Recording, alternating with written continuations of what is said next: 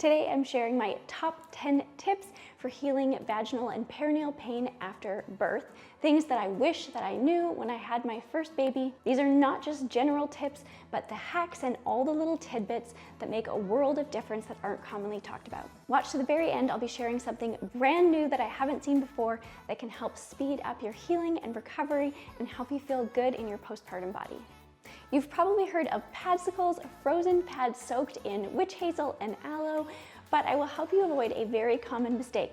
Some Padsicles feel like strapping an ice brick to your perineum. Instead, try cutting the pads in half for less bulk and also let them thaw for 2 minutes after taking out of the freezer before you use them. If you don't like the cold, you could skip the freezer altogether and use the refrigerator or just at room temperature and spray them with witch hazel and optional lavender.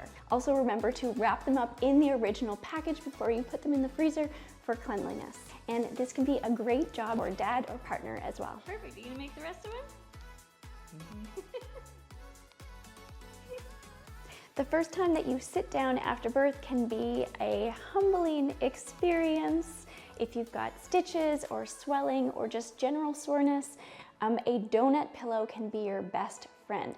It takes the pressure off your perineum so it doesn't feel like you are sitting on nails. If you don't have a special donut cushion, don't worry. You can use a travel pillow or you can roll up a towel and make it in the shape of a donut to sit on. This tip works really well and can be done a couple of times throughout the day.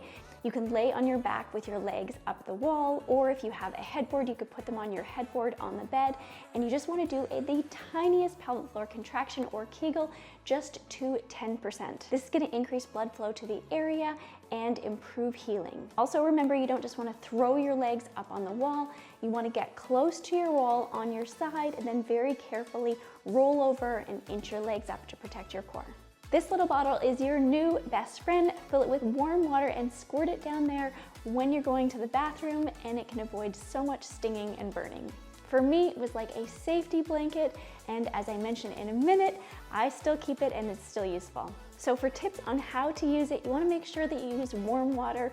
Cold doesn't feel good, warm can relax the muscles, and of course you don't want to burn yourself with hot.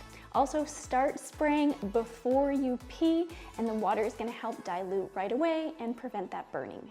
You can also add a couple of drops of either witch hazel or pure aloe for healing. This is going to reduce inflammation, and just a couple of drops can make a big difference. You either want to get one with an angled nozzle or hold it right upside down to squeeze it to get the best aim. You can also use postpartum herbs for extra healing, like steeping calendula, chamomile, or yarrow in warm water and then using it in your peri bottle, and it's going to speed up healing and reduce swelling. Some moms like to keep a second bottle filled up and ready to go. I did find that if I filled it up before bed in the middle of the night, it would be cold, and so I would just fill it with warm water anyways, but it's something to think about.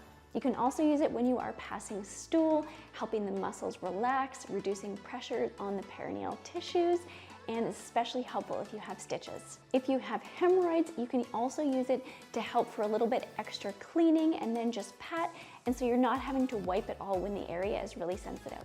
Also, remember to pack it in your bag and take it everywhere out of the house with you. Sometimes public bathrooms have really bad hard toilet paper that you don't want to be using, and so the peri bottle can help, especially when you're out. So I loved my peri bottle. I still keep it and use it. It can help for a little bit extra cleaning, especially when you have your menstrual cycle, so you don't have to get rid of it right after you're done. People often refer to wiping after going to the bathroom, but postpartum, it's a little bit of a different story, and so instead of wiping, you actually just want to use your peri bottle and then pat very gently. If you have stitches, your stitches are doing a wonderful job on their own. No need to make their job any harder. I also asked my husband how he thought that I wiped after I went to the bathroom, and this was his response. So that was pretty close, except instead of wiping, we certainly don't want to vigorously wipe. We just want to dab very gently, especially in those early postpartum days. It's really more of a dab, let it absorb, than a wipe. Oh, no swirls? I mean, Oh, this one It was a nice touch. Good. I share mostly natural healing tips, but sometimes you just need a little bit of extra help. Research does show that taking an anti-inflammatory like ibuprofen can help reduce swelling, and if pain is generally safe. However, a very small amount does get into breast milk, so you do want to check with your provider, your doctor, or your midwife. The first postpartum poop feels like a majorly scary life event, but you can start preparing even before your birth. Start softening your stool with soluble fiber. So soluble fiber-rich foods like oatmeal, avocados, chia seeds, and prunes are going to help keep things moving. Of course, staying hydrated, drinking a ton of water. You could also think about a stool softener, a gentle stool softener like Colace, and sometimes the nurses will provide this right after the labor in hospital as well. When you are ready to go, don't forget your peri bottle. Spray with warm water, focus on relaxing and breathing. You can also support your perineum tissue with 2 fingers or a soft towel to avoid pressure on your stitches. If you can, you want to prop your feet up a little bit to get that squatting feel, either using a squatty potty or just finding a stool to prop your feet up on. Of course, focusing on deep breaths and not straining and pushing too hard at all. Warm water and Epsom salt can equal pure relief, and it helps with healing so much. You just need 2 to 3 tablespoons of pure unscented Epsom salt per bath, and not too much because it can actually dry your skin out.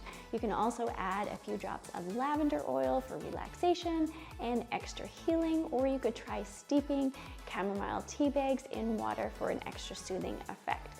So you want to aim for about 10 to 15 minutes, long enough to reduce swelling, but not too long to dry it out. If you don't have a Sitz bath setup, you could fill a shallow tub, or you could use your baby bath, or you could even fill a peri bottle and just use a mini version with your peri bottle.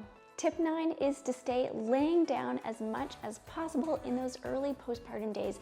Gravity is not your friend, and standing and sitting too much puts unnecessary pressure on those perineum tissues. Rest is just as important as anything else for healing. Before revealing the last tip, I wanted to share with you about my brand new course. While we have been focusing on vaginal healing and perineal tissue healing, postpartum affects the entire body. While there are many programs out there for after clearance, about 4 to 6 weeks after a vaginal birth or 6 to 8 weeks after a C-section, there really isn't a lot of resources for those early postpartum healing days. This program takes you step by step from the first couple of days postpartum until you're ready to get back into postpartum exercises. It focuses on safe stretching to relieve those postpartum aches and pains, especially from feeding baby, as well as gentle pelvic floor work to get a jump start on your healing, and meditations for good mental health. For the month of March, I'm going to offer a 25% discount for any of my YouTube subscribers. I'll link to all that information in the description box below.